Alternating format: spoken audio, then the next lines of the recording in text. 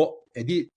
Kumarakun e mbaj mend në Itali mbi emrin, kurse këtë zonjë në Itali në Greqi nuk e mbaj mend, po janë të dy të hequr në një kohë nga kryeministri, nga pozicioni që ka pas konsullat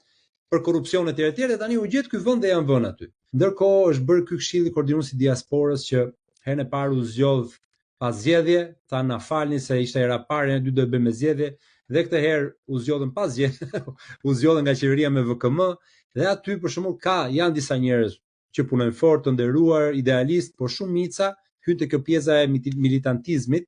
dhe është një zonjë, kësaj nuk ja di emrin, po di që jeton në Zvicër, për turp e faqja zez në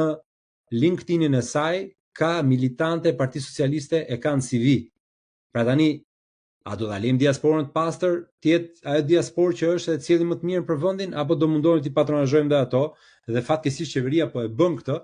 dhe këtu është thirrja për të gjithë ne që jemi jashtë mos bim prej këtyre,